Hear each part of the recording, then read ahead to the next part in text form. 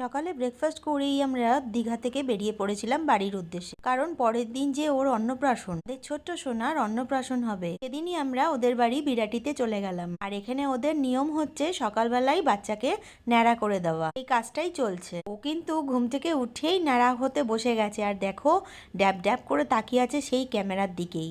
একটুও দুষ্টুমি করেনি ন্যাড়া হওয়ার সময়। তাদের কিন্তু অনেক ভয় ছিল যে যদি নড়াচড়া করে বাই চান্স যদি কেটে যায় তাহলে কি হবে। যাই হোক, ওই নিয়মটা হওয়ার পরে ওকে নিয়ে আসা হলো বারান্দায়। এখানে একটু হলুদ ছোঁয়ানো হবে, তখন সকাল 7:30-8টা। আর তারপরে একটু মাথায় জল দিয়ে ওকে আশীর্বাদ করবে সবাই। ব্যাস এটুকুনি নিয়ম আপাতত। তারপরে দুপুরবেলা ওকে নিয়ে ওর ঠাম্মি খেতে বসবে।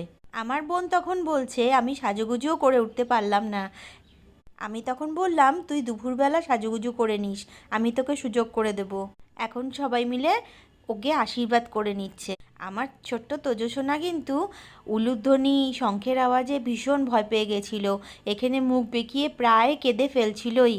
ও ছোটোর থেকেই একদম বেশি আওয়াজ না সহ্যই করতে পারে না।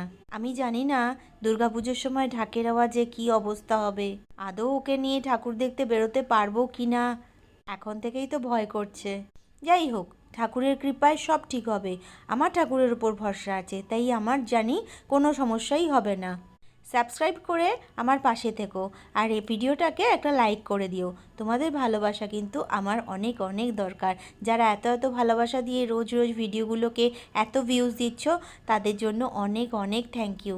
অন্নপ্রাশনে আর কি হলো সব কিছু তোমাদের জন্য নিয়ে আসছি, পরপর ভিডিও আসছে, তাই একটা ভিডিও কিন্তু স্কিপ করে যেও না। তার জন্য ঝটপট চ্যানেলটাকে সাবস্ক্রাইব করে লাইক করে দাও। টাটা।